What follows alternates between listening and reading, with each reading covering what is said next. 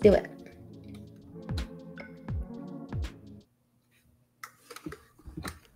Hello, everyone. How's it going? Hey, Kathy. All right, so we're going to play the Can You Hear Us? Do You Hear an Echo game? As we will until we get it right.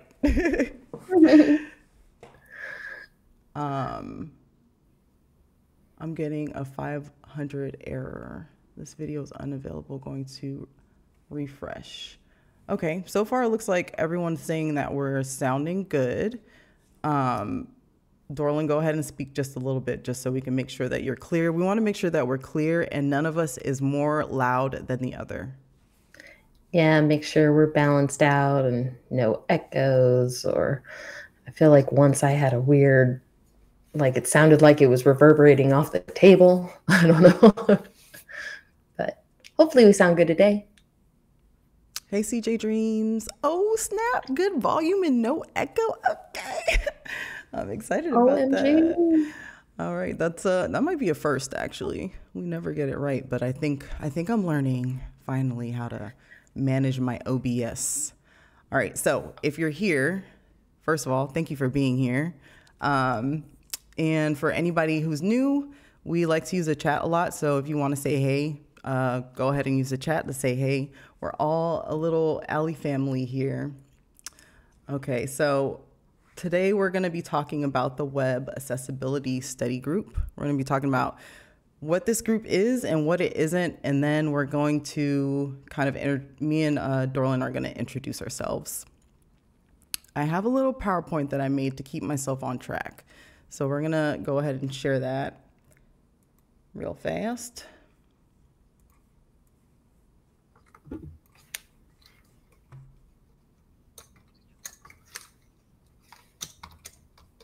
Hey, Liz. Liz in the house. Plants and pajamas in the house. Oh my goodness, I've missed everyone. I know, I'm like, oh, my friends. I know. All right, for anyone new here, I'm going to be reading off the chat verbatim for anyone who cannot see the screen.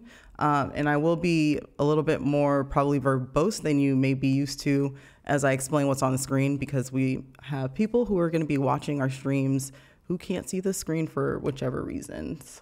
So that's why, just in case you're like, why are you like talking so much about what's on the screen? Liz Ginger Kiwi said, hi, doing my first tech talk on Monday. Quick alley tips for devs with cats and coffee code examples. That is so cute. I love that. Man, here goes my coffee and boba planner that I love using for work. Oh, man. This is the one with the cats and the boba and the dumplings that I told you about. Oh. All right, let me go to my share screen.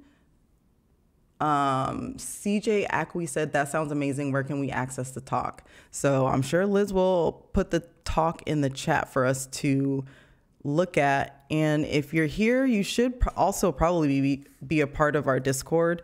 And I'm sure Liz will put it in our Discord.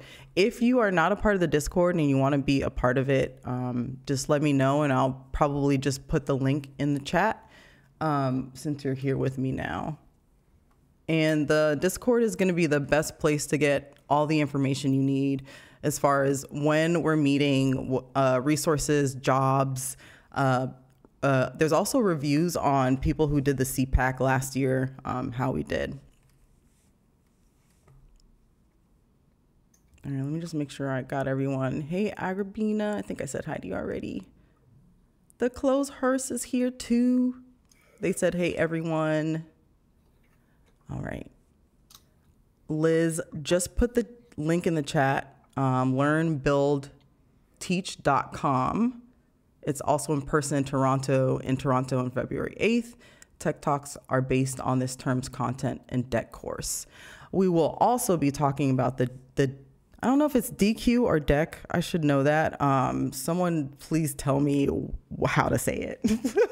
Phonetically or phonetically, however. DQ. Okay, it's DQ, according to Liz. Appreciate it.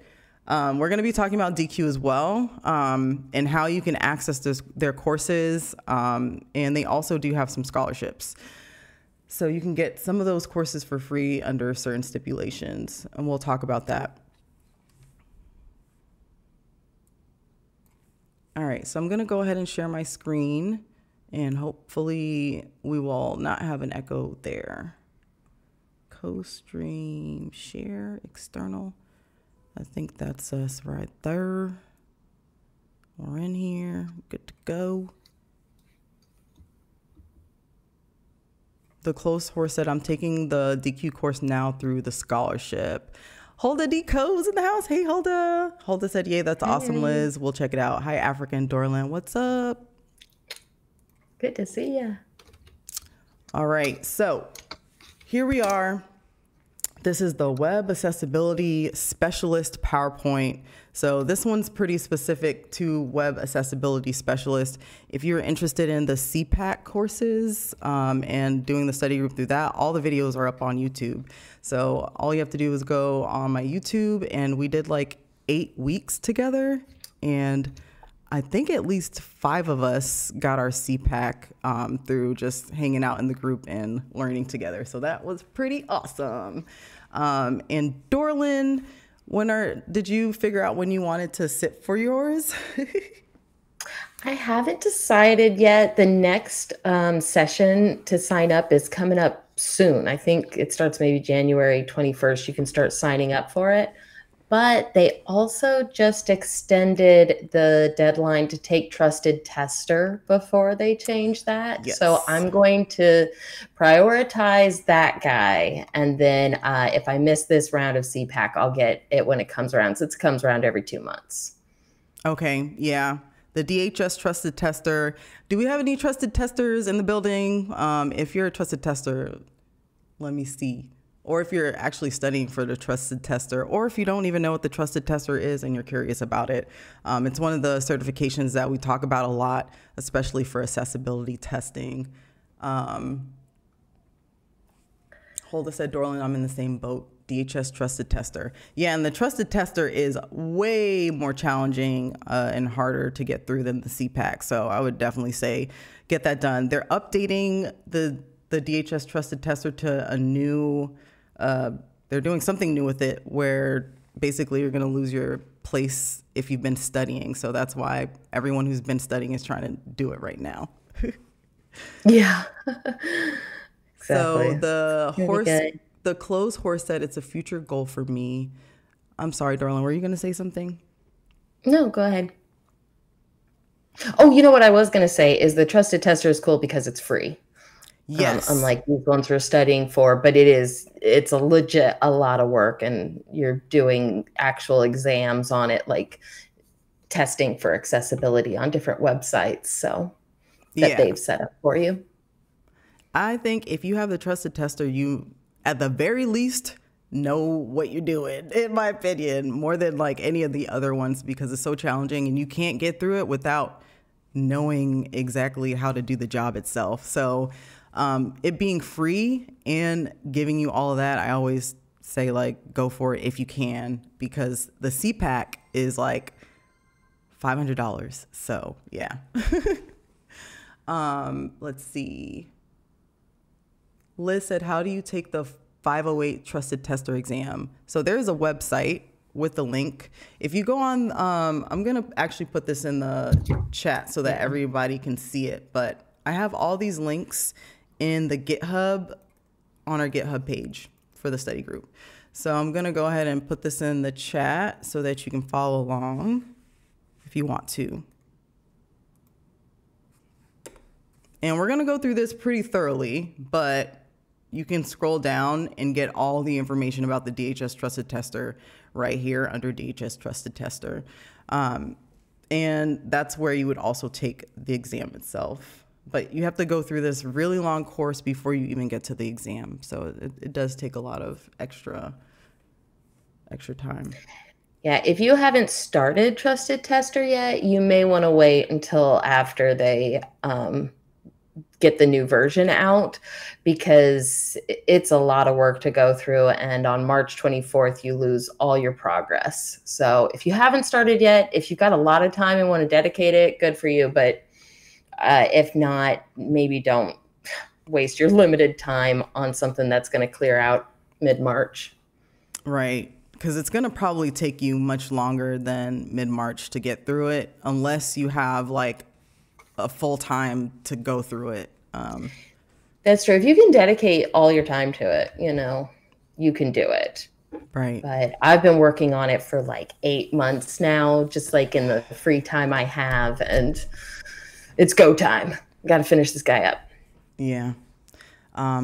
Sorry for the cat belly. It's right shoes here again. My cats are waking up. They were sleeping all day, leaving me alone, and now they're here again. All right, let's see. Anything else? Plants Pajama said, if you already have your trusted tester cert, will you need to recertify? No. Whew, I wish they would. No. You are good to go with the trusted tester. If you've taken it already, I think they're doing some minor updates. Nothing that's too huge is my assumption, but we'll see, because we're going to be looking at it ourselves, because it's pretty inaccessible in a way that's infuriating, actually. And I could go on a rant about that, but we won't. I want to dedicate. You can spend the whole time ranting on that one. I want to dedicate the time to rant about it and do a whole stream about it. But we're going to actually go through, when they do the new one, we're going to go through it again just to see if they've updated any of these pain points of ours. And yeah, we'll see what happens. We'll let y'all know if there's any real big difference. Yeah. Developed by Kia. Akia said, hi, y'all. Hey, what's up, Akia? Hey. Hope I'm saying your name right. Okay, let's get started. Let's do this thing. WAS. If you have any questions at any time, you can definitely put it in the chat. If you're new here, just know that this is like a casual, friendly study group. It's not very formal, and we kind of meander sometimes. If you're about that, that's good. If not, it might not be a good fit, because this isn't an actual course. It's more of a study group that we're all helping each other with. All right, so let's talk about the intro and the study plan. So when we go over our intro, I'm just going to be talking about what this group is, and then give you the study plan, like I said. So welcome, y'all. Thank you for joining. There's on this slide, there's a little Chihuahua dog smiling, and then a bunch of heart emojis around it. So that's my little reaction meme picture. Thank you for joining us, seriously, especially after last year and us all getting together every week and doing the CPAC study group. Like, I really had a good time, and I think we helped a lot of people. So I'm really happy that you're here, and I'm excited to get going again. Any welcoming remarks, Dorlin? Good to be back with everyone, and congrats to everyone who took the CPAC and passed after our study group. I'm so proud of everyone and just excited that so many people were able to take it and pass. Yeah, I can't believe how many people have reached out to me on LinkedIn, Twitter, and YouTube saying that they've been watching asynchronously and that they've, like, either gotten jobs or they passed the CPAC. It's so cool. And I think a lot more people will probably be looking to get, if not certified, just learn the material for the web accessibility specialist, because I think it does give a nice kind of groundwork layout of the things that you should know as a developer, specifically working with code. So I like that it's structured, and even if you don't want to get certified, you'll still learn a lot. Yeah, even if you're looking at it just from like an accessibility auditing standpoint, this stuff helps you understand why things are going wrong, which I just find so helpful. Yeah. Developed by Kia said, I was only able to go to a couple of sessions last time, and just following y'all and watching videos has been really helping me work. Oh, that's awesome. I feel like we're good background noise. Yeah. I listen to us as background noise at some point during the week after these go up. It's great. Yeah, I'm always surprised. I'm always like, wow, because I listen back to them so that as a form of studying, so I can hear the material again. And it's like, wow, we actually, we're out here just giving information and learning together. It's great. Plants and Pajamas said, WAS doesn't let you take the exam unless you've been working in the accessibility space for a certain amount of time. Is that correct? Yes, that is absolutely correct, which is another reason why when I say like you might not want to take the certification, you might not be able to, but you can still learn the material and be good enough to take it.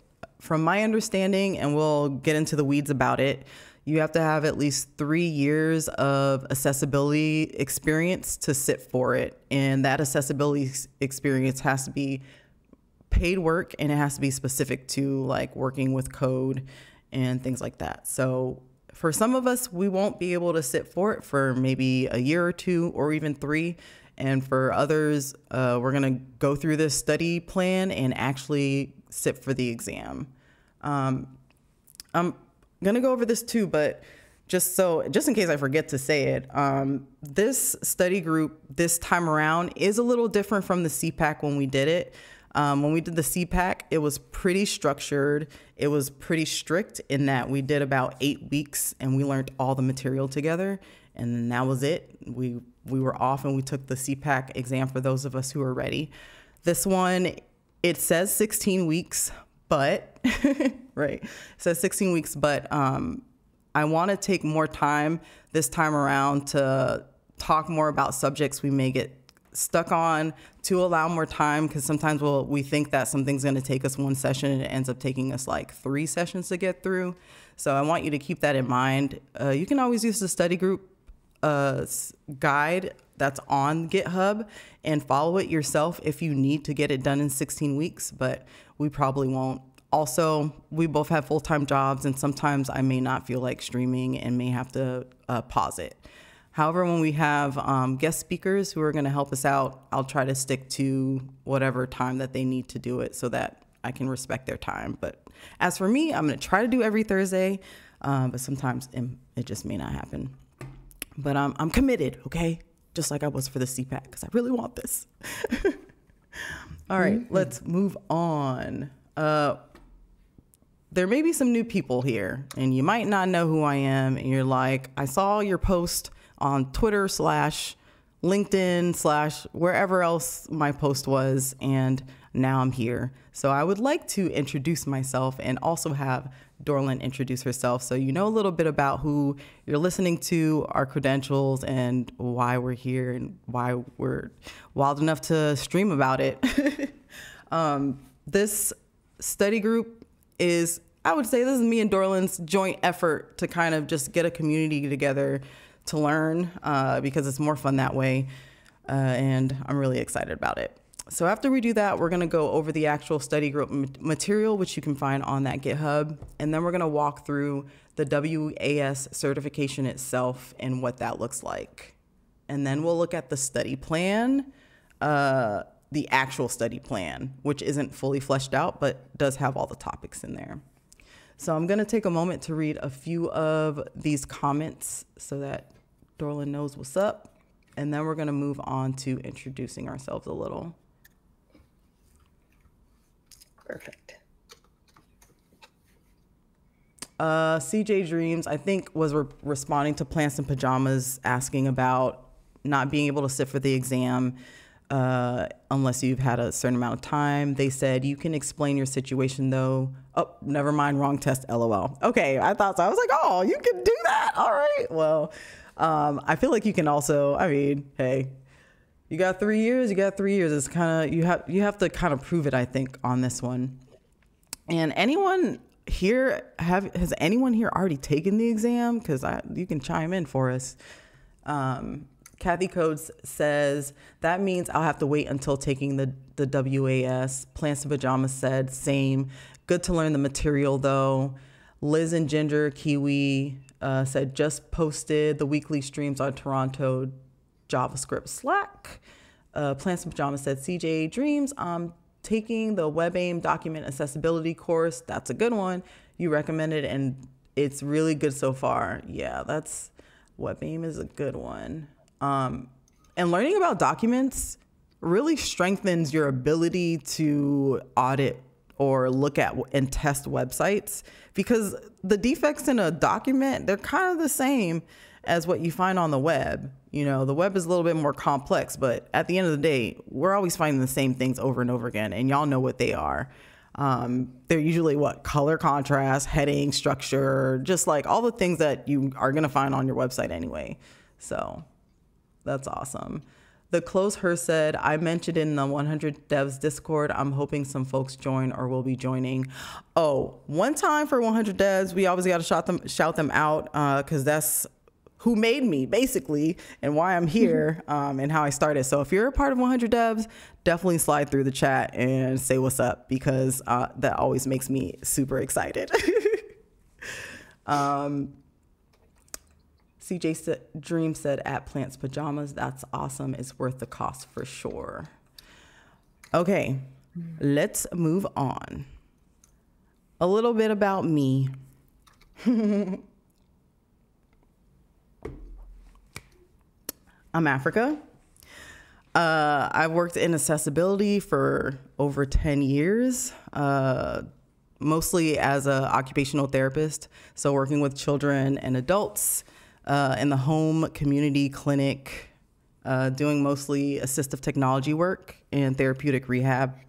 I also was a yoga teacher, mostly working with adults and children who had injuries or mental and physical disorders. I worked a lot in virtual therapy and have been building a little yoga website that I'll be showing y'all as we build things, because I'll just be building them within this thing that I'm already making.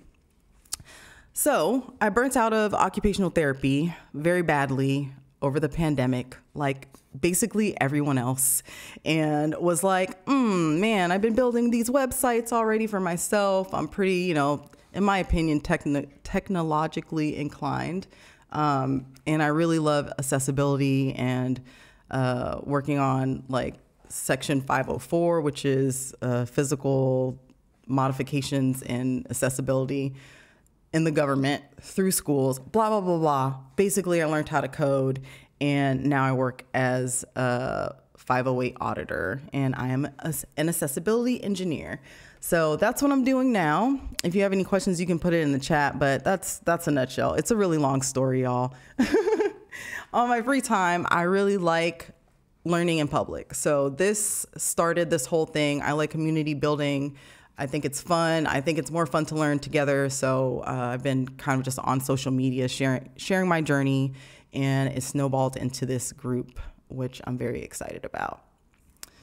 All right, so about Dorlin. And Dorlin, I have the cutest picture of you. Guess which one it is?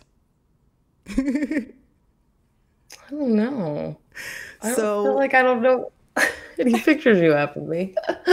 I have a lot for some reason, but if you Google, what is it? I think if you Google blind guide dogs, Dorlin is guide dogs for the blind. Yeah. It's your guide dogs of the blind picture with Tank. So that's Tank, our buddy. Yay. He's taking a snoozy behind me right now.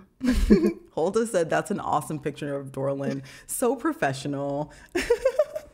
I think it was a professional photographer following us around that day. It was when we were training. They were taking pictures of all the teams. Oh, I love that. It's such a good picture. And Tank, y'all, that don't even look like Tank. He's so big. He looks all little in this picture, and he looks so serious. He was so serious when I first got him, just so stoic and focused on the job at hand. And now he's just this big goofball. Yeah, he's great. Yeah, he's a good boy. All right, go ahead and tell the people who you are. All right, well, hello, people. I'm Dorlin, and as you see, I have a guide dog, which means I'm blind. Well, anyone who's visually impaired. Let me not get into guide dog. We've gone down that buddy hole before. Anyway, I'm blind. I identify as blind. I have just a little bit of light perception left. I lost my sight about 10 years ago from type 1 diabetes. actually. And so I am a native assistive technology user now. I use JAWS all day, every day. I've got them running right now. I use Braille a lot.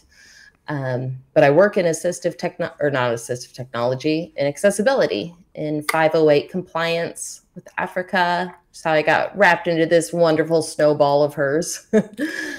And let's see, my spare time, I'm actually trying to become a Braille transcriber as well, working on that. I run some Braille study groups for adults. So I too, like Africa, enjoy the community study. Learning is more fun together. And also, as I said at the beginning of this, trying to get my trusted tester certification right now, and will hopefully be sitting for the CPAC maybe this term, and if not this one, the next one for it, based off of all the studying we did before. I do have some background with HTML, a little bit of CSS and JavaScript from a class that I got to take. That was actually geared towards folks who use screen readers. So me specifically, and really focused in on how to make different elements accessible, especially when it came to, well, using those native HTML elements, as well as properly using JavaScript, stuff like that. So I've got a little bit of a background going into the stuff we're about to study, but really looking forward to getting into and learning more about just like what's going wrong when things are going wrong, and upping my level as a coder, I guess. Let's see, I don't know. I think that's about enough. Did I miss any big points? I don't think so. I think that covered a lot of it. You all will obviously get to know a lot more about us as we continue. It's kind of hard to like talk about yourself, but another thing that is a good point that Dorlin brought up is we're not software engineers who do this full time. What we do full time is accessibility auditing and testing, essentially. So while we understand the code and understand what's going on under there and have done it ourselves, it is not like something that is we're not very strong at it. So that's why this is obviously going to be like a study group in which we hope many people will be here to kind of help us with things as we do it. So we'll have guests on who are a lot more knowledgeable than me, but sometimes it's just going to be me banging at it and looking real foolish on here and hoping that someone in the chat helps me, and using Copilot and ChatGPT, because why not? All right, so let's talk about our actual group, what we're actually here for. Now that we just spent 30 minutes not talking about it, my apologies, but welcome to the study group.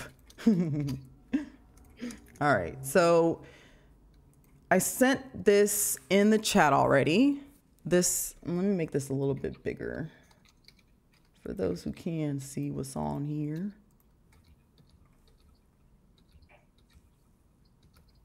All right, so this is our GitHub page. I consider this kind of like our Bible because it has all the information in here and all the links of all the places you need to go. Okay. So let's talk about what this is. Okay. This is a study group for people who would like community to learn web accessibility topics.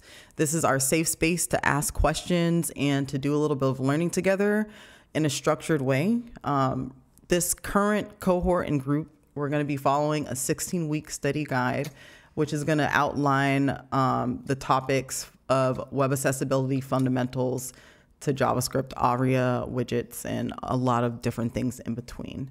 So if you want the official study plan, it's right here, and I'll put it in the chat.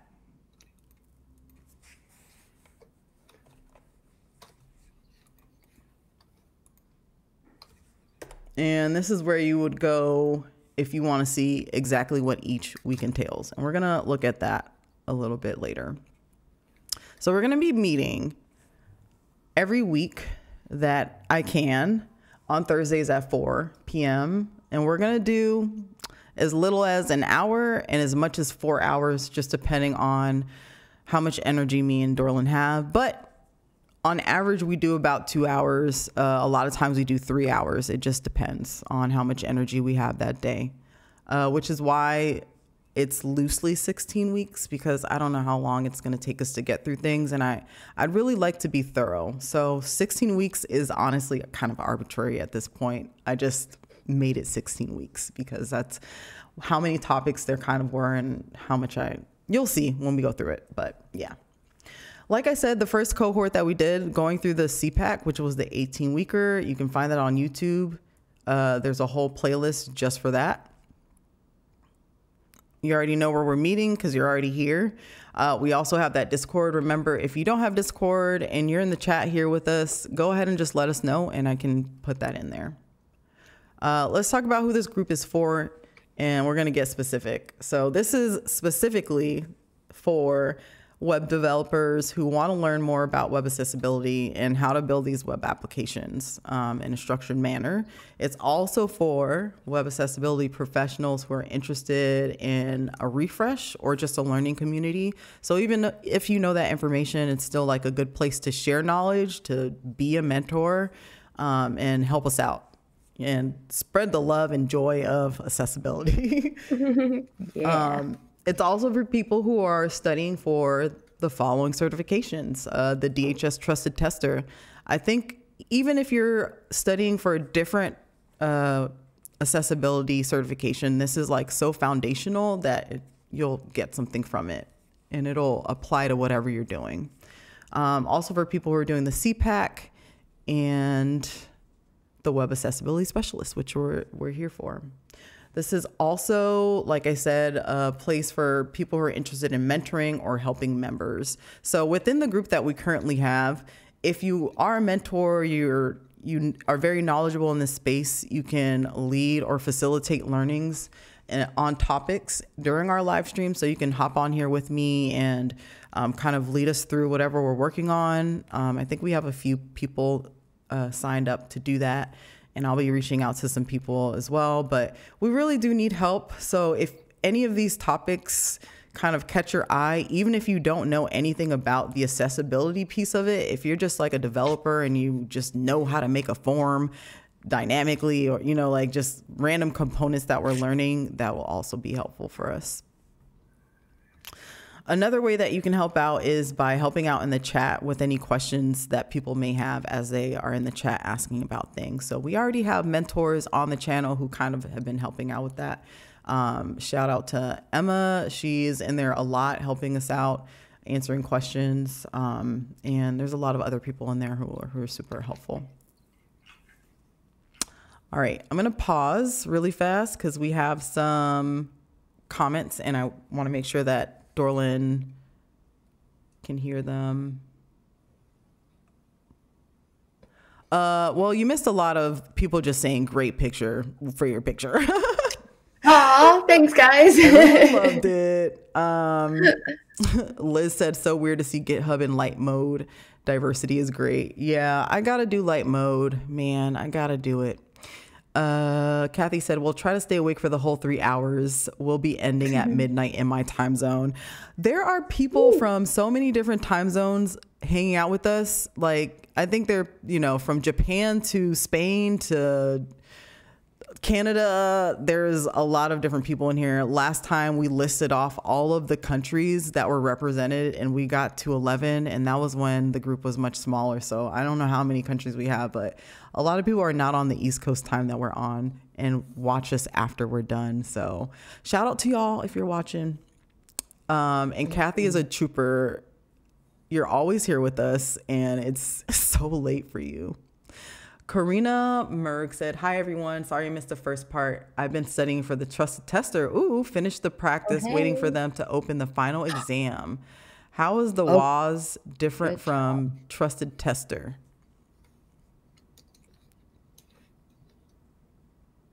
I feel like you wanted to say something.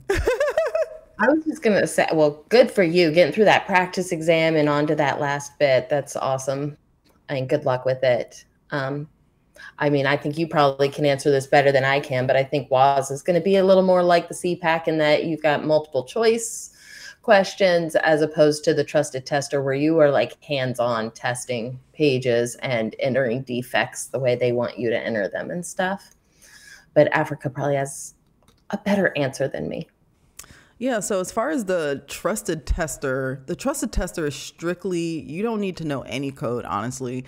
All you need to be able to do is get in there and test a website page against like 20 different defects, which turn out to have like 5 different things within them. So you have to memorize like 100 different criterias and test against them using a screen reader or Andy, which is a accessibility tool. So it's really hands-on. It's not really multiple choice. It's like, what did you find? And you get it right or you get it wrong. So in my opinion, it is the hardest one because you're really testing hardcore, but you're not doing any remediations. You're not making any suggestions on how to fix it. The WAS is more about the engineering part of it. So if you are the person who's building the website, how would you build this component, or how would you build this to be accessible for people who are using assistive technology or have any disabilities? So one is about testing and the other one is about building websites. So they're not completely different. They're both good skills to have. And if you have both, you'll be very, marketable. That's all people want. People really want you to tell them what's wrong and then tell them how to fix it. And if you can fix it, then wow, you're like the unicorn. And many of us in this group, that's like exactly what they do. That's their whole job. So it's really cool. All right, I'm gonna read a little bit more of these. Tara Leem, first time in chat. Welcome, Tara Leem. Tara Leem said, follow the CPAC on YouTube. Is it possible to join you all on Discord? Yes. I'm going to put that Discord link in the chat right now for anybody who wants it. All right. This is our Discord. Boom. We got a whole lot of channels. We have our general channel. We have all the study materials in one place with all the videos. So everything is in here. We have the announcements page where I update everybody on when we're going to be streaming, what time, etc. We have a nice area where you can introduce yourself. We have a resource page filled with resources of all kinds. We have a job openings page. We also have a CPAC review test page. And we have a mentors page where if you're you want to be a mentor, we have our own channel. And then if you want to be a community helper, we also have another channel for that. And we also have a channel for silent study for people who would like to study during their own time when we are not streaming. So let me go ahead and put this in. And here you go in the chat.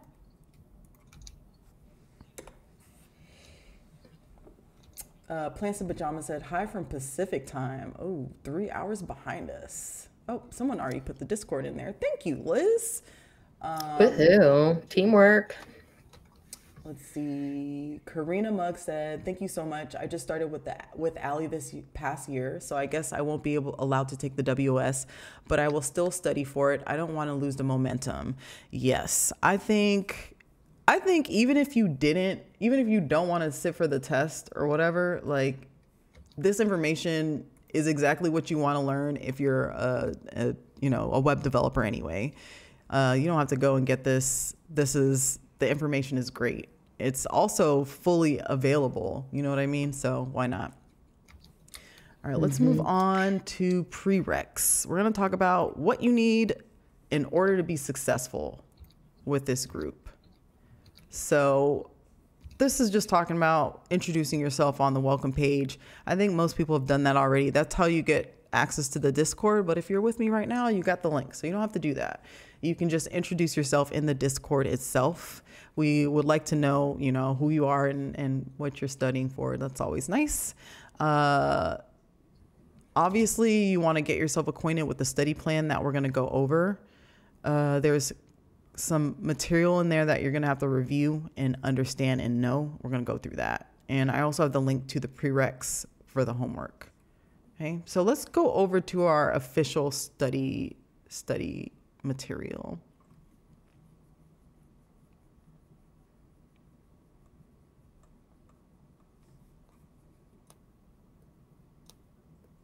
Oops. There we go. All right. So this is where you want to go if you want to see the topics that we're going to be learning and any homework or readings that need to be done before we see each other. So let's just go through it. Let's just go through all of it. And where is this that you went specifically? This is in our projects page on GitHub. Okay. So I need to just, well, actually all the links are in one place. I was going to just say I need to do a Google Doc. But is GitHub accessible? Like, do they do a pretty good job, Dorlin? What do you think? I am sure that I can get to it. I'm sure I can access it. It is a very busy, not my favorite site to use type deal, but usually, everything you can get to somehow with the keyboard. They do a good job with that. Okay. We're going to actually probably pretty soon do a little mini audit on GitHub and see how this works. Oh, I would love to see how they did this for a screen reader. And I have a feeling that it's going to be a cluster because this just looks wild to me visually. So I just know it's going to be all wild hearing it on the screen reader. GitHub's not my favorite to use. I haven't used them a lot recently, so I hope that they're better. But it's just there's so much going on. It's really hard to get a handle on where you need to be and how to get there. You know what? I agree. And what I'm going to do, hopefully I find some time, but I know I'm going to find time because I'm going to do it for you. But this will be for anyone can access this. The fact that it's for you is going to motivate me to do it a little faster than I would have probably. But I'm going to put this in a Google Doc and in a way that's easier than doing it on GitHub. I just wanted to do it on GitHub because they had it in this cool way. And I didn't really think about whether or not it was accessible. But it'll be good to have it in a different form for anybody who needs it in a different form. Because this is visually a lot, in my opinion. All right, so I'm going to delete this because I don't need that there. Okay, so to do before the group starts. Let's go there. Prereqs before you start. Oh, I need to update this actually. Just kidding, y'all. No, not really. So some of these are for the CPAC. So it's good that you're here so that I can kind of clarify that.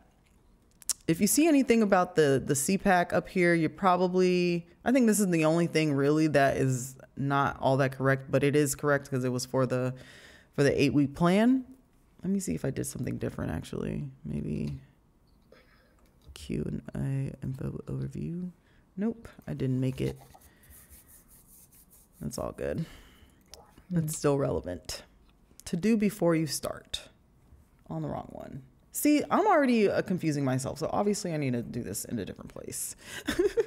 All right, so I have in here for you to skim the CPAC body of knowledge. This is actually fair enough for me to say because the CPAC body of knowledge will give you a foundation on accessibility itself, which in my opinion is very important to know, especially if you're serious about this work. And I think they do a pretty good job of summarizing stuff. So you don't have to read the whole thing if you don't want to. It is a lot, but you can skim it. We also have, what were you going to say? We're going to say something? Sorry. I was going to say it's only like 108 pages PDF. Yeah. Yeah. Quick skim. No big deal. No, it is. It's not that long of a read. Yeah, I would say even just skimming the headings of them to understand like just some general topics to keep in mind would be good. I have Yale's accessibility checklist here.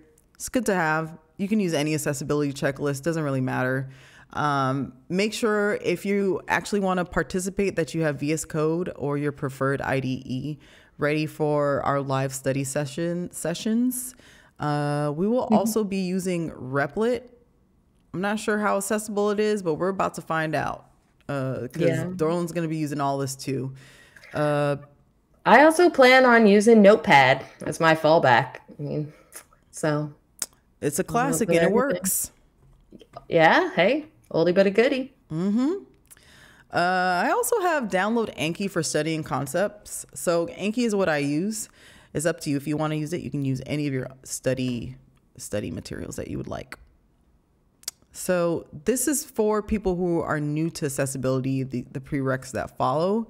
This is for people who just don't have any foundation in it at all. So HTML fundamentals. I know we all think that HTML is easy. Well, great. I'm glad that we all think that. So let's learn how to do it semantically. This is just a good little fundamental on that. I have an intro to web accessibility live stream that is like an hour and a half. If you prefer watching things or streams, that's like the easiest way to just learn not everything you need to know, but at least the basics. If you don't want to do that and you'd rather read, there's the W3C fundamentals for web accessibility, and etc. So I'm not going to go through all this. Just know that it's here and there are resources for you to kind of look through if you have no prior knowledge of accessibility. I'm going to read some comments. Dorlin, I know a lot of people at GitHub, they really want Ally feedback. Oh, well then pay us. Come through. No. Well, we should. Maybe we should get on have me share and go through GitHub with you to see how it works. But yeah, maybe we'll do that.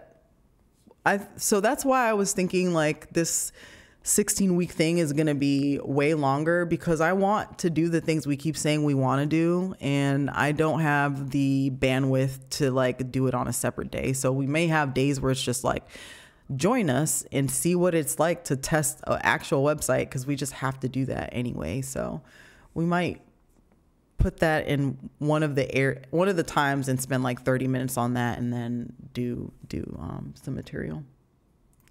Okay, let's go through the actual weeks. Today we're going through everything. We're doing an overview. This is a good time for questions and comments. Next week, we're going to dive right into accessible design. I should also mention, if I can't do Thursdays, the makeup day would probably be on Thursday, on Tuesday, the same time, 4 p.m. or Sunday mornings, but we'll see. I'll have to let you know, because I'm thinking next week we might have to change the time because we want to go to an accessibility happy hour. All right. So next week, we're going to spend 2 weeks on accessible design. We're just going to be learning the basics about how to design an accessible website. So we're not going to be getting into the code all that much. We're going to be getting into the part before the code, which is the design itself. Then we're going to go over semantic HTML. We're going to build a really terrible website together. You can build whatever you want, but we're going to build it together semantically for 2 weeks. By terrible, you mean awesome. It's going to be awesome. It's going to be very basic, though. It's not going to be anything too crazy. No CSS, no JavaScript, just an HTML, good old fashioned page. Just the way I like it. Yes. Okay. So that's the first month. The first month, we're just thinking about design and HTML fundamentals. We will have Andy Stitt helping us out with the semantic HTML part, I believe. And I'm very excited about that. He's super knowledgeable. After that, we're going to get into ARIA. What's the first rule of ARIA? Don't use ARIA. Yeah, that is the first rule indeed. Just in case y'all didn't know. No ARIA is better than bad ARIA. It is. It is. It's the truth. And we'll get into why that's the case. If anyone knows why, please put it in the chat and I'll read it off. Liz said I could invite some GitHub staff here if we're up for it.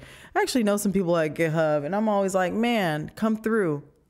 But you know what? Please invite them. That'll be fun. I know that they want to be accessible and that they're working on it, and they're good people over at GitHub. We love GitHub. Well, I love GitHub. It's a love-hate relationship only because I'm not great at a lot of the things that I need to do within it. But otherwise, you know, they seem to be doing good work. But we're going to test the page, and that's the one that they should come through to. We might do that next week, but we'll figure it out. It'll probably be the week after that we'll do that. And it'll be good as an example of accessible design. So we'll use GitHub as one of those things. We'll also, in between this, have roast sessions of websites to give examples of things not to do. So almost every session, my goal is to roast somebody gently, with love and kindness, unless they don't deserve it. But most people deserve love and kindness. So we'll start from there. So after we spend a couple weeks on ARIA, because ARIA is a very big topic, hopefully we'll have someone good hanging out with us to do that. By the way, I forgot to say that, but anybody who's a member who wants to come up here with me in Dorland and have your face on here and talk with us and engage and do the study group with us, you can do that at any time. Just let me know in Discord and we'll give you the credentials to sign in and have your face on here. So that's up for grabs for anybody who wants it. This is not the Dorland in Africa show unless you want it to be, really. We have guests on the Dorland in Africa show. No, come join us. It's fun. Yeah, it is. We've had a few people join us and it's been a good time.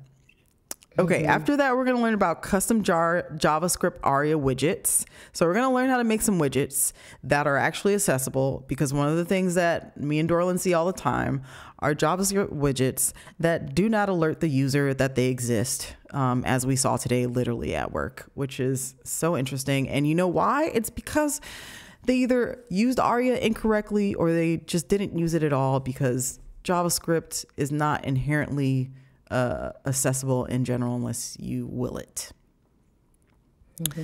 After we do that, we're going to learn about my favorite topic that I hope Rachel will come on and talk to us about, but it's so far in advance that I haven't asked them yet. But they are how I learned about accessible forms. So week-ish, 12, 11-ish, we'll see.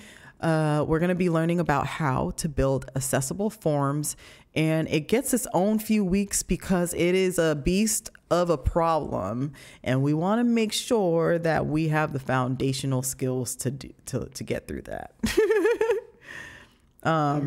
After that, we're going to learn about keyboard and mouse accessibility. I'm very excited for that. We're going to learn about images and SVG, accessible JavaScript, accessibility testing, testing using screen readers, usability testing and methodologies, and then we're going to wrap up together. So that's all of it in a nutshell. That's all the things we're going to be learning. In our Bible, while also this GitHub page with all the resources and links that you're going to need, will also be the body of knowledge for the WAS. This is what we're following, the material that we're following in general to learn, because they're telling us how to pass this, right? So we're like, all right, y'all gave us this, so we're gonna follow along and try to learn it. I do have faith that this is a good thing to follow because they did a pretty good job with the CPAC. It wasn't too difficult to navigate. Let's talk about the WAS exam itself. Before we do that, let me go over to the comments and see if we got anything in here.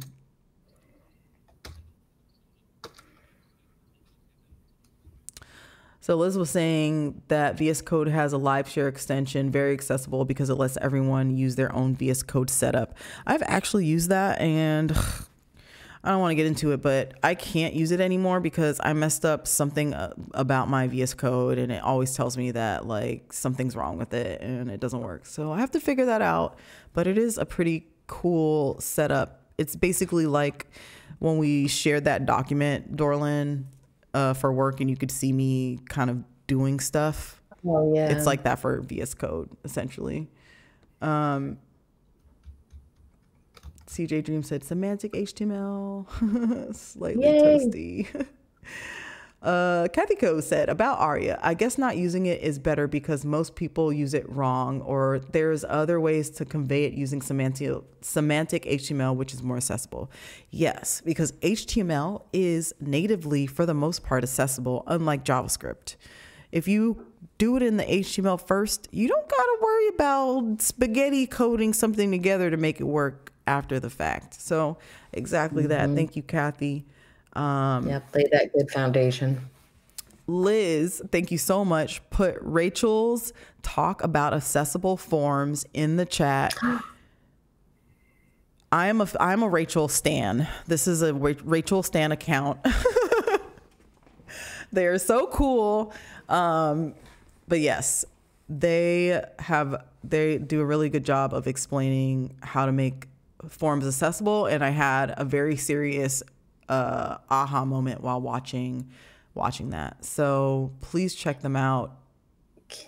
And I will send this to you. Yes. Awesome. I'm going to email it to you actually. Yay. Don't judge how many emails I have. I never would. I have at least 10,000 times what you have. Wow, 69. I'm about to have 69. I'm going to screenshot it when I get there.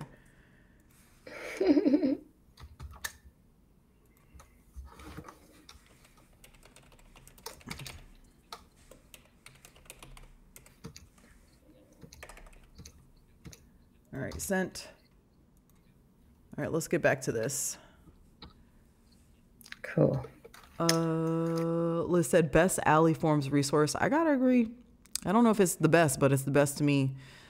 Karina Mugg said, is the CPAC body of knowledge what one would study for the CPAC exam, or is it just an outline? Yes, the CPAC body of knowledge is what you would study exactly for the exam. It goes over everything you need to know to pass the exam. For the most part, you're going to have to do a little research on your own, but it gives you an outline. So it's... And there's additional links within the body of knowledge on, well, actually, I think the WAS has them too, but the CPAC definitely has additional links throughout. And if you click on all those links as you're going through that body of knowledge, you definitely get all the access to all the information. Mm-hmm. Yeah, I think they did a really good job. This is a good time to drop in about DQ. So DQ University, I'm sure somebody's going to put it in the chat. DQ University is excellent, is an excellent but paid resource on this, both the CPAC, honestly, anything that you could learn, web accessibility, document accessibility, digital accessibility wise, they have a course on it, but they also have courses specific to the CPAC and the WAS. Our little, we're going to tell you our little secret, which is you can definitely get it for free if you have a disability. They have a scholarship. Google it and then apply for it, and you should be able to access it for free. Okay. Write you down. It's an easy, accessible form to fill out. So if you do have a disability, definitely take advantage of getting those courses for free. Yes. Many of us in the Discord are on that specific scholarship and are taking it for free. The only thing about it is I cannot share anything because it is a paid resource and it's copyrighted.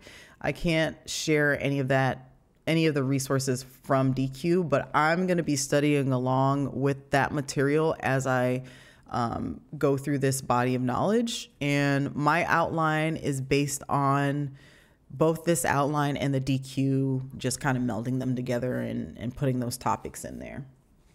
All right, let me read a little bit more of these. Is the CPAC body of knowledge what one would study for the CPAC exam? Oh, Liz said it's more of an outline, need to practice coding too. CPAC, you don't have to do any coding for the CPAC at least. Liz said, Africa, would you like a senior dev friend of mine to hop on Discord and help you with VS Code? I don't really have the time for that right now. That's why I'm kind of just like, let me get my life together first and figure out what that looks like next week at some point. But I'll probably figure it out myself. But if I need help, I'm definitely going to ask you. Thank you so much. That's what Liz with all the resources, Yes. people resources. Thank you, Kathy. Kathy put the DQ University link in the chat.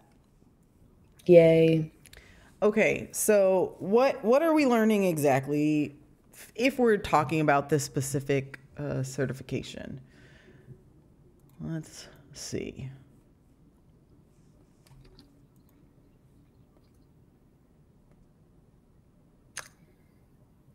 Okay, so 40% of the exam material itself is creating solutions for creating a website that is accessible.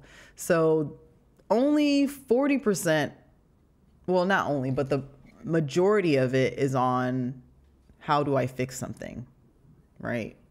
Versus 40% on issues. Wait, sorry, I'm saying this wrong. Forget I said that. My bad. I'm getting a little tired from my very long day. All right, 40% is about creating accessible web solutions. So these are things like understanding the guidelines and techniques for meeting successful criteria on the WCAG, which we know is the Web Content Accessibility Guidelines, which is, you know, the end all be all for the most part. Most people have adopted that as the basis of web accessibility itself. Understanding and having a basic knowledge of programming, just kind of the principles and concepts related to programming and the impact that specific coding practices have. Accessibility, quality assurance, so just assuring that there's quality accessibility throughout the development lifecycle. Understanding accessibility supported technologies, so all the things you can use to kind of figure out whether something's accessible. Understanding standard controls and custom systems, and then strategies that people with disabilities use. So things like screen readers, understanding headings and landmarks, keyboard shortcuts, the keyboard versus the mouse, things like that. So this is pretty basic in, we're not talking about like how to build something, but like just understanding the basics of like how you would build something. Not really like hands on the keyboard type of information as far as coding, more of like a basic understanding, I think. 40% of the exam is identifying accessibility issues in web solutions. So while one is kind of foundational, the next one is more like, all right, I see a problem. How am I actually going to find the problem? So looking at using JAWS, understanding interoperability and compatibility issues, especially when it comes to JAWS being used with Chrome versus Safari versus Edge. Identifying guidelines and principles regarding issues. So being able to like look at a defect or something wrong on a page and then saying, all right, it goes with this. This is like what that WCAG defect entails. It's in a level A, level triple A, level double A, you know, whether or not it conforms to those standards.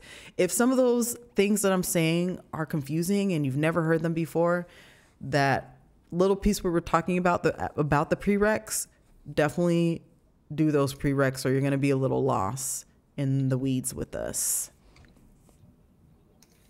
It also is talking about testing. So testing for specific things like low vision, cognitive, mobile touch, testing with assistive technologies, knowing how to do that. And then knowing how to test with different tools. So automated tools and manual tools like keyboards and stuff like that. So only 20% of this is about remediating issues in web solutions. And it's funny because that's the part that I want to learn the most and that I'm the most curious about. But it does, really point out to the fact that understanding the foundations of that is the bigger part of it. So when we're talking about remediating, we're talking about the level of severity and prioritization of the issue.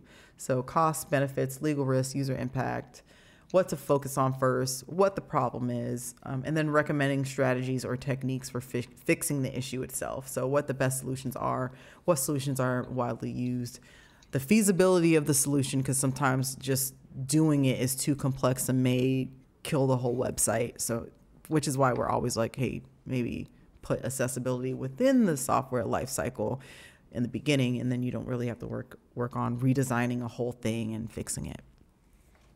So that's what we're going to go through, and this kind of gets us through there. But the DQ University,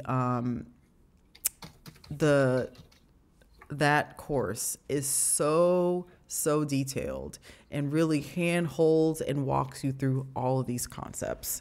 So that's why I really encourage everyone to use them.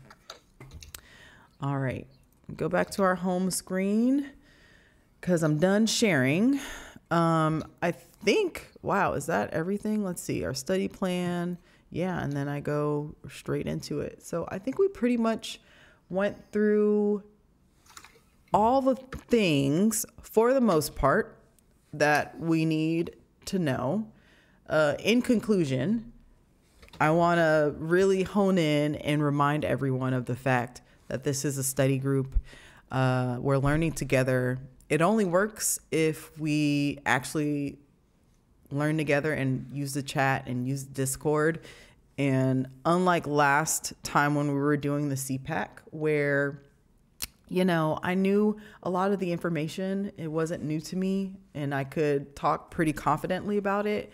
Once we get into this part, I'm going to be a lot less confident, I think, because I have not coded in like so long that I'm going to be like, how do I even do HTML? So please, yeah, come through and roast me in the comments, but also please help me and Dorlin because we don't do this full time, but we really are trying to learn it together. So that's my little disclaimer about the fact that we're not professionals. We're just learning.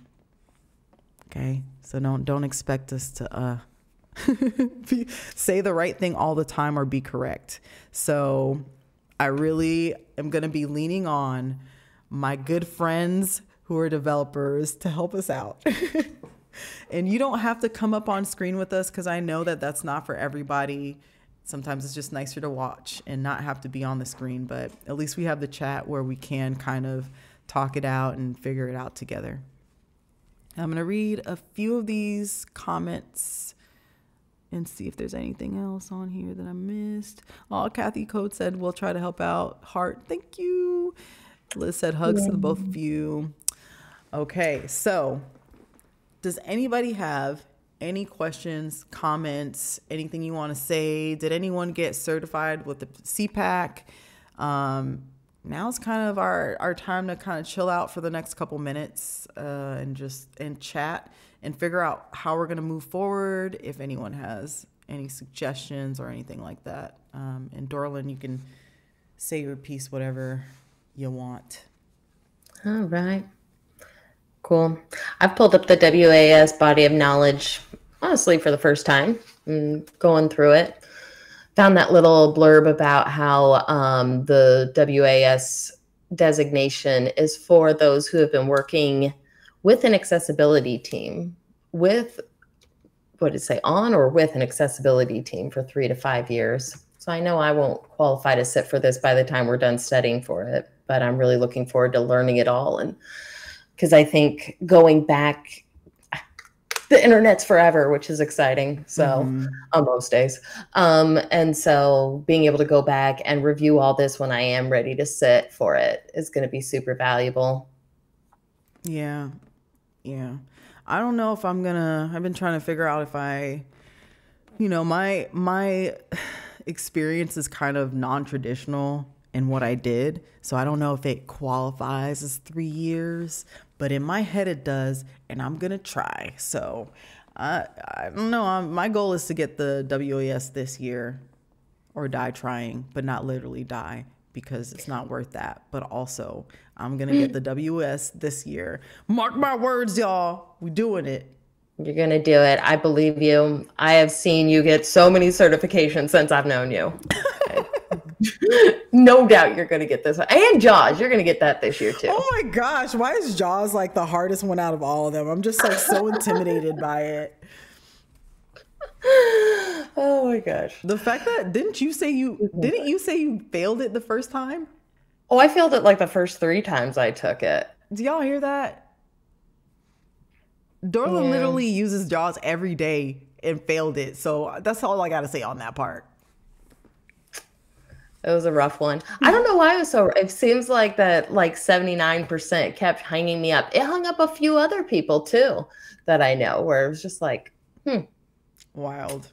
Karina Merg said, is the same rule the 3 years for the CPAC? No, no. The nope. CPAC you can.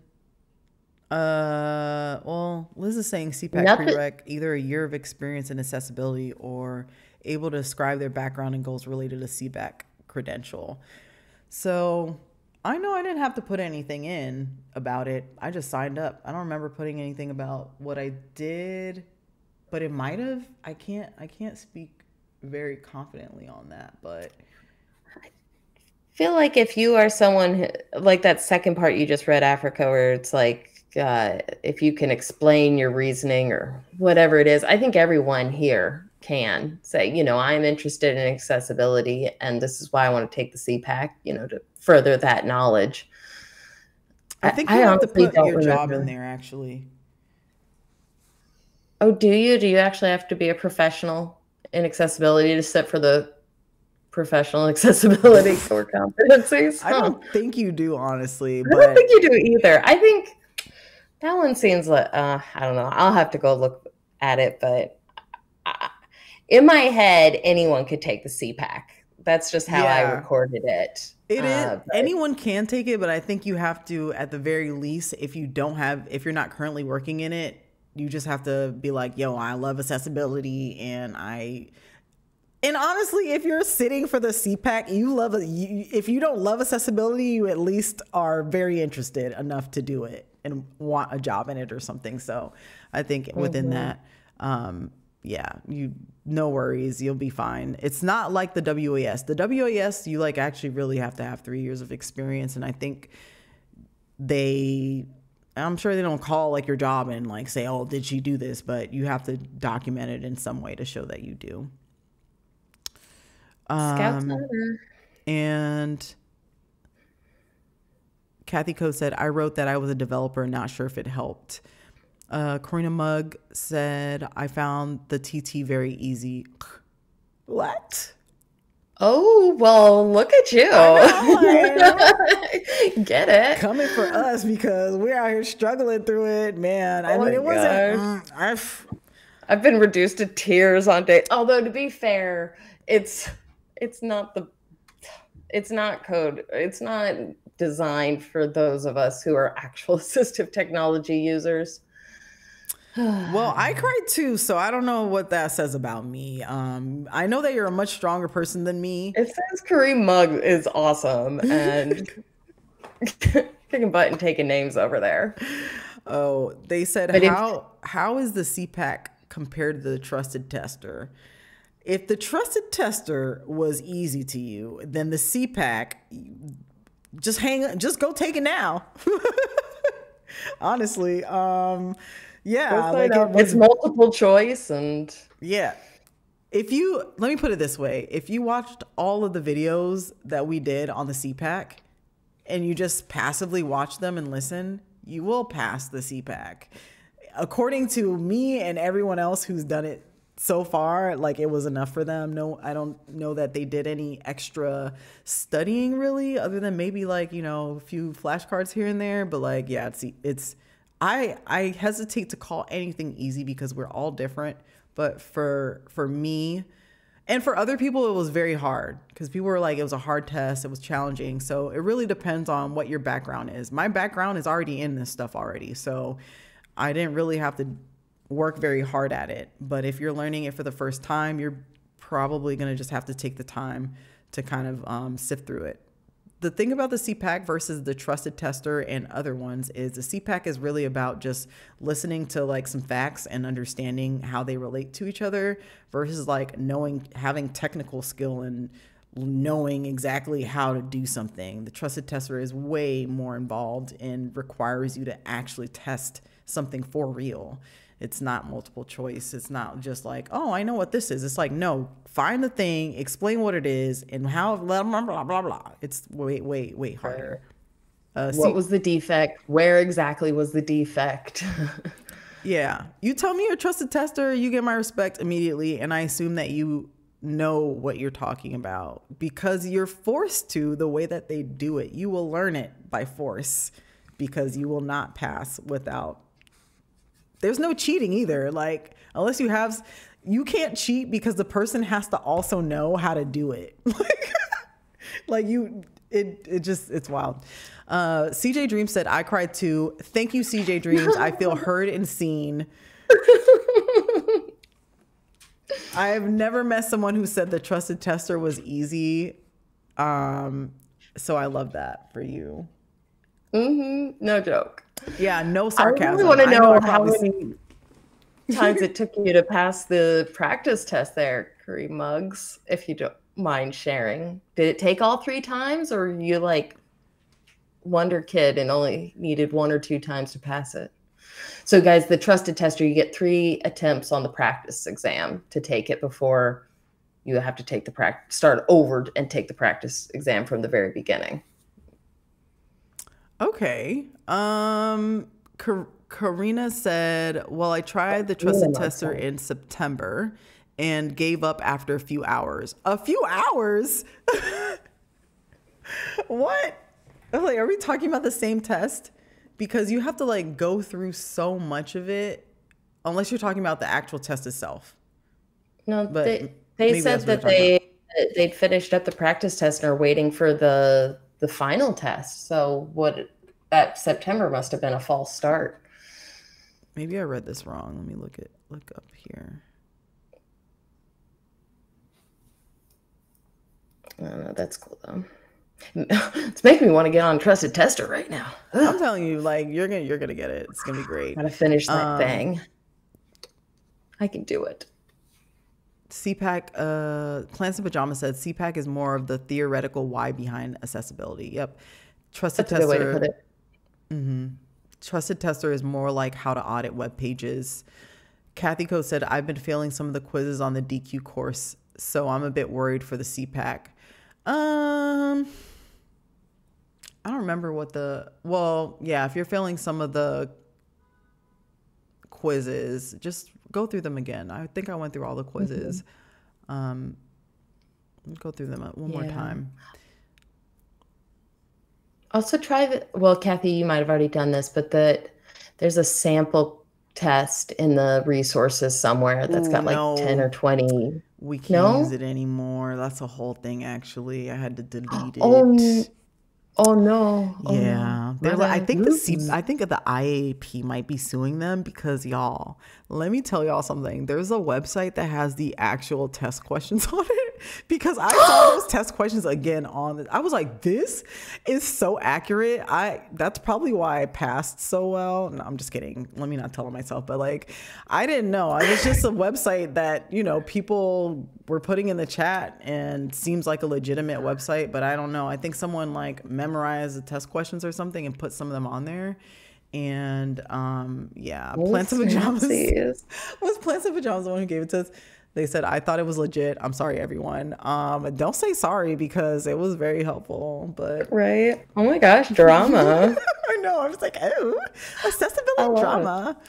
Man, I love it. To talk about all the accessibility drama, y'all, I don't even know where to even start with the amount of drama that has been happening in the accessibility world. And I'm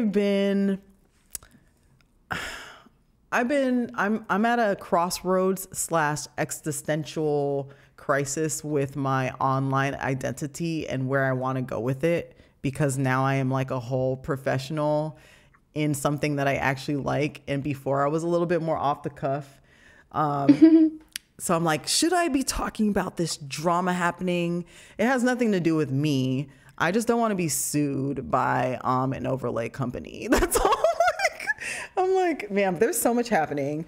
And I am still just trying to figure out within myself whether or not I want to start talking about it, because I do.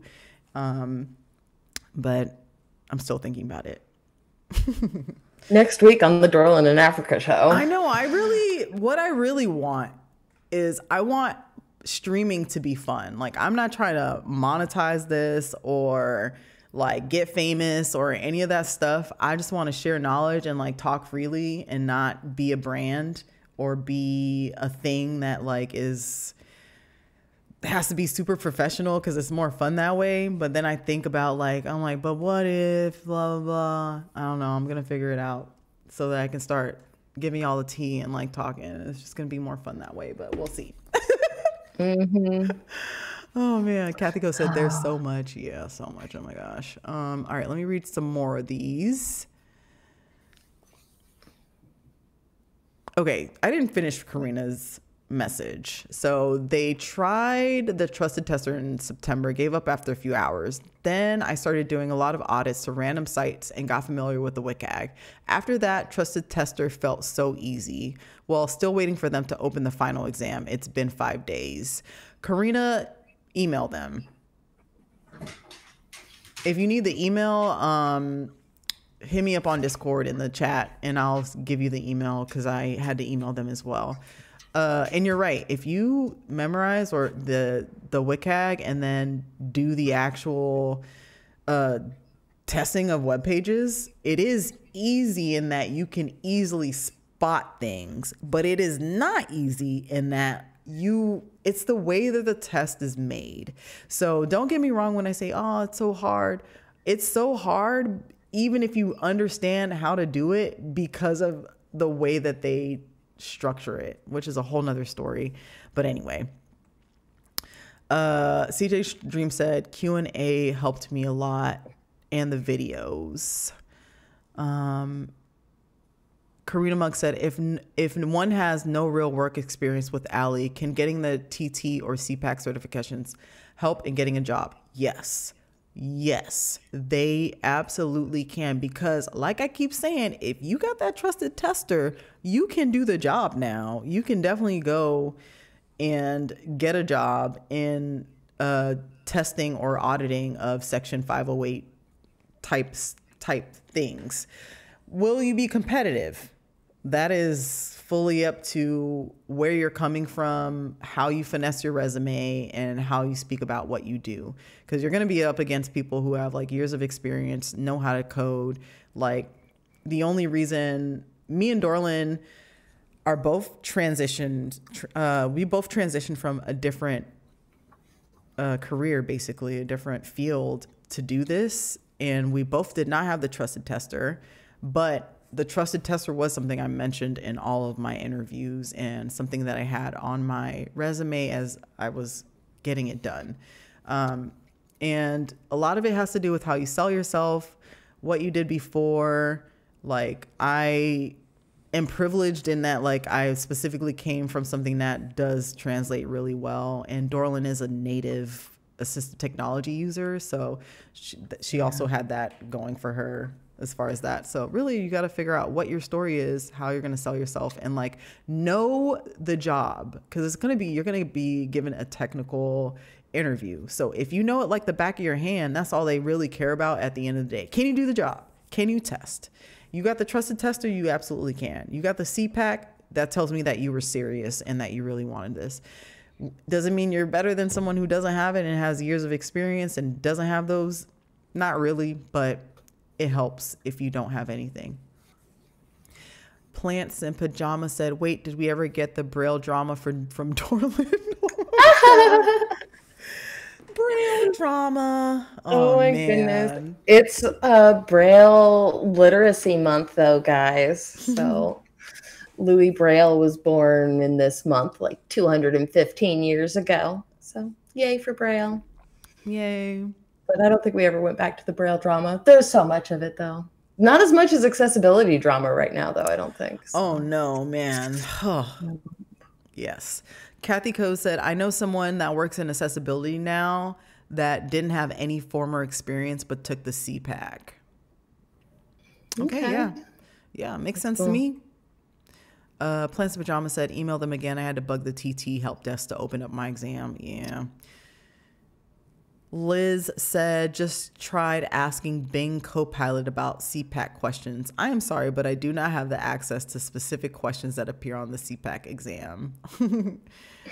Liz said, yeah, Braille drama. Oh, man. I'm sorry. When we talked about that the first time, it was so funny, and now it's like you might have to tell us a little tea about your your real meetings every so often. Keep us on our toes. Okay. Does anyone have any more questions? We're gonna be on for maybe 10-ish more minutes, maybe longer if there are more questions. But I think for the most part, we have talked about everything that we need to talk about. We know that this is a chill study group in which we're going to lightly follow a plan. Many of us can't sit for the WAS certification anyway. So this is really not a study group for anyone who needs to take the WAS in 16 weeks. This is for someone who's down to clown for like 4 to 6 months leisurely, like every week-ish, and learn some stuff together with two cool people, you know. And the rest of all of our friends. Some cats and a guide dog too. Cats and a guide, yeah. Oh, my cat actually slept through the whole thing. He's just looking at me. And Raichu did pretty good this time. She usually is so annoying and all up in my lap. She said this is the pre-week. She's going to get into it when we really start studying. Probably. She's preparing to take the WAS herself. Access a kitty. Assess a kitty. Oh, it's so cute. But what I really want to figure out now is how to incorporate some recurring like sections within our study group, like the roasts. We really need to do that. And then the screen reader stuff. So I think I'm going to start turning my screen reader on, and then we have to figure out how you can share your screen so that people can see and hear what's happening on your screen. Yeah, you know, I've seen some share options on Video Ninja there. We can probably do that so people can hear the JAWS. I think it'd be cool if we did, you know, do a little bit the screen reader each week and looking at, you know, a website so you're getting used to seeing, you know, an example of something and how this screen reader and assistive technology is working with it, and seeing why maybe that one doesn't work or maybe why it does, like if we're looking at a good example. Yeah. If you're here with us, one of the biggest parts of testing and building web accessible websites is testing with a screen reader. Karina said, how do you choose which sites to roast? Mostly we just pick sites that like annoy us and make us mad, to be honest. But in the Discord, say, Africa, you can't believe what this site did to me this week. Yeah, we have a recurring list of just like all the ones that make us super mad when we get on it, whether it be me just being mad because it's too busy and makes me want to throw up when I get on it, or Dorlin can't hear what's actually on the page. So also on Discord, like you can always put in websites for us to roast. It doesn't have to be a website that does accessibility bad. It could be a website that does accessibility good. So I encourage you all to tell in the chat when we meet too. You see something that's roastable, tell us. We'll add it to the list and we'll roast the ish out of them. That's one of our, we love roasting websites. It's a hobby at this point. I brought that up for a reason. Now I'm like, oh, what was I saying? The we're going to try and incorporate. Yes. Oh, I found the share screen button. So. Oh, maybe it's going to share on where you are right now. Does it work? I'm not sure. It's not giving me. Ooh.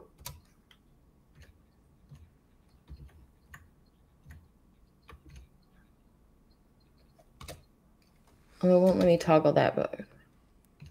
You know what? On our list, and we're not going to roast them because we've already been talking to them and they're super nice, but we use Video Ninja for Dorlin to get on and share, to be on here with us on OBS, which is what I use on the stream. and it's not accessible. So, ooh, did I do it? in my words, it's not accessible for other things, but right now it is working. Yes. So I can make your screen way bigger here whenever you do this so that, Okay, okay, it cool. works. Oh my God. And it works beautifully. Can you hear my jaws? I bet that you might have to. There was a toggle button that wasn't reacting when I pushed it to share my audio too. So I might have pushed it too many times because it wasn't letting me know what the state of that button was. Okay. We're gonna mess around But with yay. this. That's what I was We'll saying. be able to make this happen though. So We can. the reason that I want us to start talking more about the screen reader is because that is a huge part of web accessibility. And a lot of people will say the blind population only makes up what percentage, y'all? If you were in the CPAC, how many people are blind?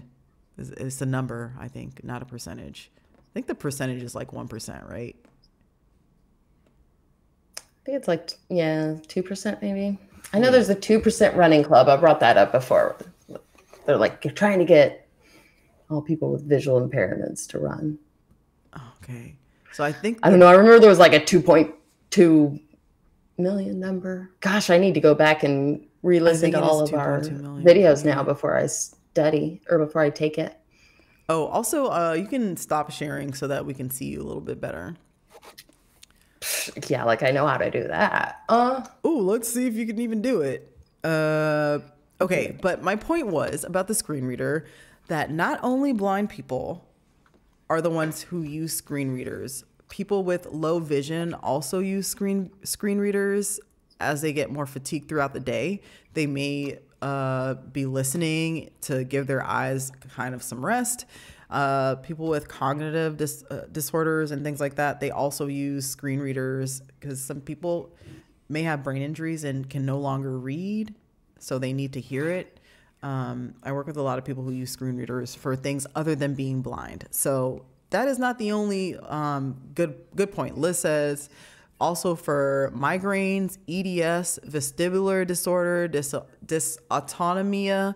I don't know if I said that right, but these are all disorders that make looking at screens painful or looking at screens disorienting. So sensory processing disorders as well, too much flashing, too much moving. Sometimes you just want to give your eyes a break and hear what's on the screen because it may help you read a little bit better as well. So there's a lot of different people who are using screen readers, not just blind people. So even though respect to my blind people, because that's who we're doing this for a lot of it, there's also other people who are using these things. So I think it is imperative for us as a group to get familiar with and comfortable with hearing a screen reader, understanding what we're looking for so that screen reader users can navigate. And then also not only screen reader users, but keyboard users make up a huge amount of people. And natively, a screen reader user is a keyboard user and does not use the mouse because they can't see the cruiser. So understanding how a screen reader user navigates and what they should be seeing also helps you understand this huge population of people who don't use a mouse. So they're using keyboard only. That can be for multiple reasons. It could be upper extremity weakness, coordination, muscular disorders, cognitive disorders where you don't understand how to use a mouse or your hands can't coordinate with your eyes to use it. So you're just tabbing through things. So there's a lot of reasons to use a screen reader. So we're probably going to do it almost every time to navigate. I also was mentioning Video Ninja. They are currently not fully accessible because I have to help Dorlin on each time because there's a button that doesn't work. But we're in talks with them, with the people who are building the website. We just haven't gotten around to actually reaching out properly for them to fix it, to explain what the problem is. But we're going to be doing that soon. But it is a good opportunity to show everyone kind of what it looks like when Dorlin is navigating in. So I think next time we go in, I'm going to have her share her screen and show us exactly what's going on when she goes in there and why it doesn't work. Or I'm going to share my screen probably instead, because that would make more sense, because you won't be in yet. But we'll show you all that. I'm going to read a little bit of these messages. Liz said, would anyone like help with getting better at coding? Plants Madama said, Liz, I definitely would. My HTML and CSS are pretty rusty. We're going to be doing that together too. Liz said, African Dorland, okay if I promo Toronto JS for people who want to get better at coding. Of course, you guys can promo whatever you want. It really doesn't matter to me, and I'm sure it will be helpful. So thank you for that resource. Also, Liz said, carpal tunnel, temporary injuries. Yes. There's so many reasons that someone could be using either screen reader or the keyboard only. Karina said, how about testing with speech recognition software? I am new to it and have not had much success with Windows speech. Can't afford Dragon right now. We actually just audited at work a Dragon speaking type website. Well, no, it was a desktop application actually. So I myself, on my current Mac as it stands, I don't think that I have used speech recognition. So that'll actually be really cool to look into. And yes, we will definitely do that. I didn't realize Windows had a built-in one either. Me either. I feel like I should know that, but Dragon is the one that we usually, when I was doing at least occupational therapy, Dragon, because then the school or whoever would pay for it, or I would tell them to use Google Speech or other things that were native that we could use. But that'll be good. When we do that, we'll kind of do some research on that. Plants in Pajama said, I played around a bit with the ones inside Google Docs for document creation. They work okay. So the one in Google Docs is usually the one that I usually tell people to use, and it works a lot better than it used to over the years. So it's not great, but it's not terrible, and that's to be expected for something that's free. Dragon is really robust in its offerings, which is why it's paid, just like Jaws. Liz put in her Toronto JS link, and Karina Merg said, speech does not work well with my accent. I could see that being, yeah, that probably, yeah, it's one of those things that's pretty hard. That sucks. I wonder if there's like a way to circumvent that, just in general. I'm sure it's something that they at least have considered, but now I'm curious.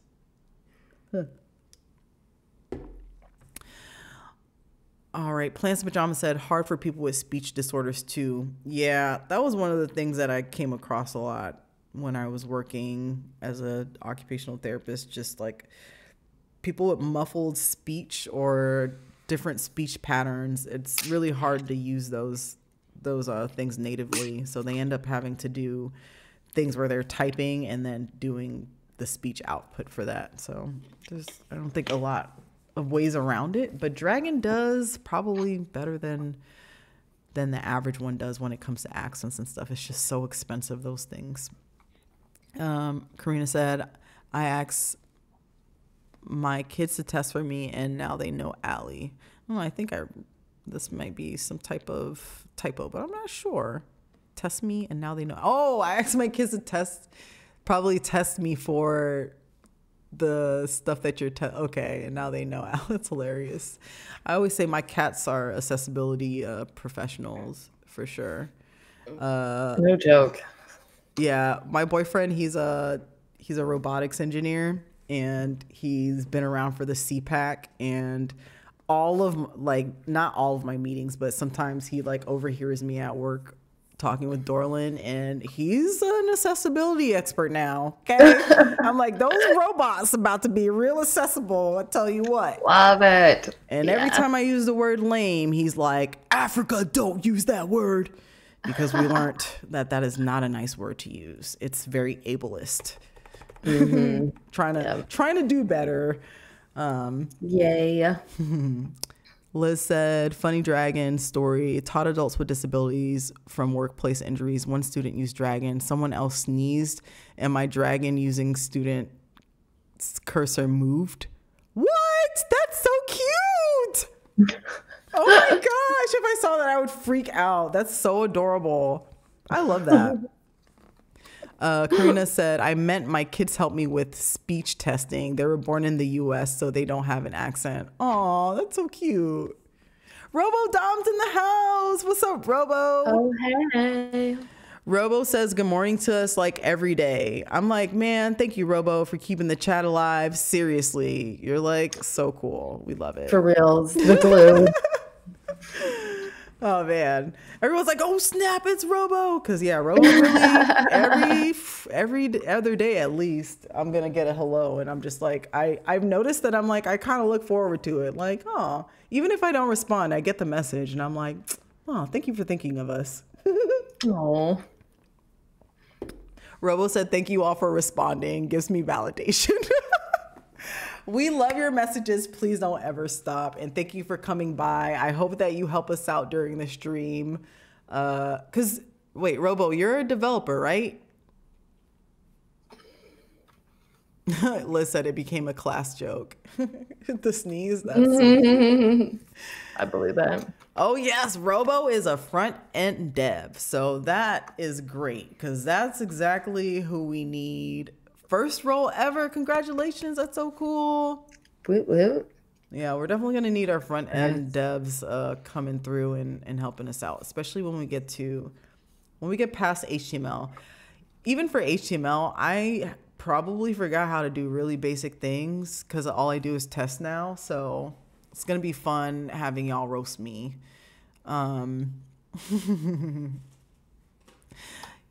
Robo said, happy to help out with any front end stuff. I am seriously going to be holding y'all to it this time. I was very comfortable last time doing it on my own, but this time I'm really having a little bit of anxiety about being on here and coding and like, I don't know, it's embarrassing. It's going to be great. We're learning together. Yes. This does feel, at least it feels fun because everyone's like hanging out and we're all doing it together. So make sure, I don't think we're going to be worrying about that though until week like 3 or something like that, because we're going to be learning about the design part first. So it's going to be good for the first ones. So as we wrap up, if you want to hang out with us next week or the week after when we're doing accessible design, let me know. We'll have you on with us. I think I can have up to 4 people. So whoever wants to come on can always come on. We never really have more than 4 people anyways at a time because it's just me and Dorlin and Holda and Jamil usually up here. My homies. So yeah, so you can join us. It's gonna be good. All right. Any last remarks? Closing remarks for anybody in the chat or Dorlin?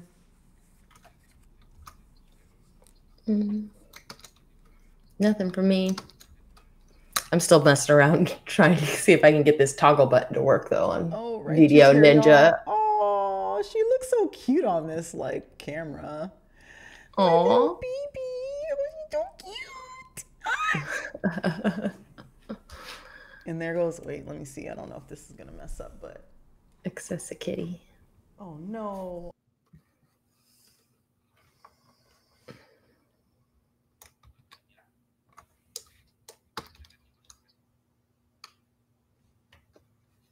Did we lose you, Africa?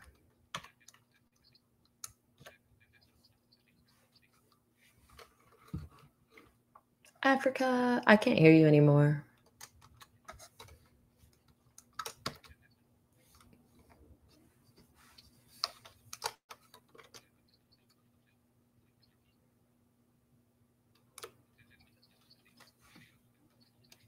Oh snap. Hello? There you are. Hello. My bad, y'all. Clearly it's time to get out of here. Now I'm using my MacBook camera, my fake MacBook camera. So I got like a fake, I basically used this fidget spinner and it broke my screen and I had to get a replacement, and it was going to cost like $600 for Mac to fix it. And I was like, $600? I think it was more like 700 actually.